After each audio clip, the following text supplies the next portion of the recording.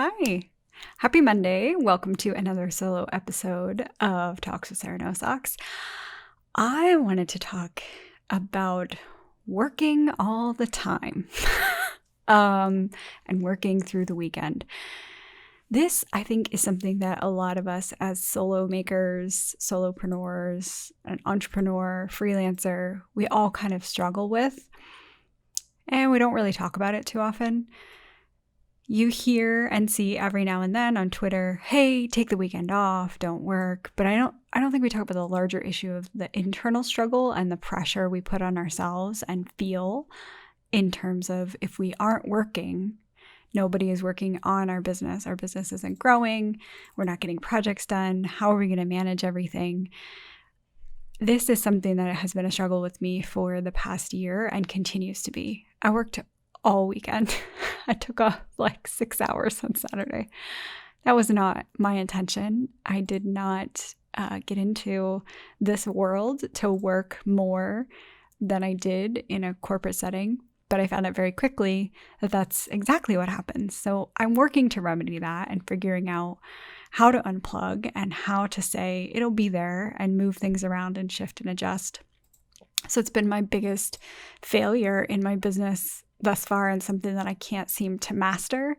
And two things happen with that. I get really, really upset with myself that I'm not spending time with my husband who does not work on the weekends and has a regular job. And I feel very guilty that, I need to be spending time with him. So if you have a family or even friends, if you don't have a significant other that you want to spend time with, it can be very difficult to kind of find that balance. I work my hardest during the week to get things done on the same schedule as he is so that we can have, time together. And it's healthy for me as well to unplug and separate a little bit. But it's a challenge. And I think we need to open up the discussion about how to overcome that challenge and why hustle culture and, constant pressure on yourself from outside forces, inside forces is not good. It just leads to a lot of really bad things. It led to a lot of burnout and significant mental health issues for me in the middle of last year. And I can see myself going through that same spiral again. So really trying to learn from my past mistakes, take a step back and a pause and say, okay, so I worked all day yesterday. Literally all day yesterday. I worked from 9 a.m., took about a 2-hour break, and then was done around 7. So definitely worked all day. And I don't want to do that. I want to have some time off. So to accommodate, I'm going to take some time off during the week. If I was working on the weekend, I need to at least give myself a little bit of a mental break. So that's what I'm working on. And I don't have any big answers, but I would love to hear from you. And I'm going to put out a poll on Twitter to see what folks do in terms of time management. I don't even know what to call it. Hustle culture seems wrong. That's not exactly what it is, but it's just this pressure. So I don't know. I'll figure out some way to word the poll, but I would love to hear your thoughts and feedback on tips and tricks for managing it and, how you find a balance. And is it just something that comes with time? Do you find a rhythm? I'm not sure. It's all a work in progress. But I thought I would share it with you. If you're struggling with this, so am I. So are a lot of other people.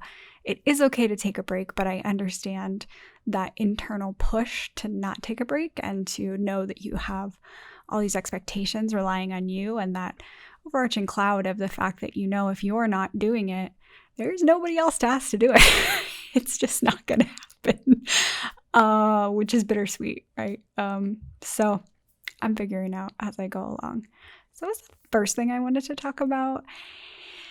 And the other thing I wanted to talk about was just setting up boundaries, and it kind of goes hand in hand. So I talked about boundaries at the end of last year. I am a yes person. I'm an empath. I want to help everybody. I really enjoy helping people. I enjoy teaching others and, helping them through their issue. But that has come at the cost of myself, a significant cost for many, many, many years, well before into this journey. And it was a huge cost on myself last year. And once again, I see that pattern repeating. So I am trying to put those boundaries back in place not only for myself, but for other people as well, because I know the further I spread myself and the thinner my resources get, the worse everyone is going to be, because I won't be happy, my work will suffer.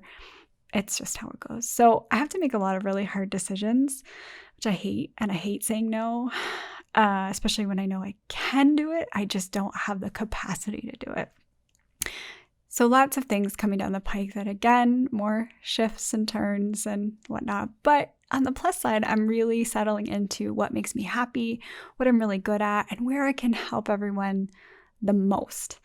And that's what's important to me. There are a lot of things that each and every one of us can contribute and do.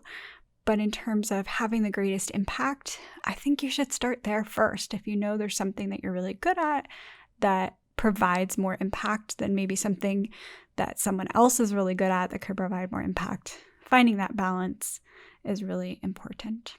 So that's what I'm doing this week. All the hard things, but it's good lessons, and interesting that I'm repeating them, but finding that they're an issue before they become a huge issue. Doesn't make any sense. You know what I mean? Recognizing they're becoming an issue. There, that's it. Recognizing they're becoming an issue before they get out of control.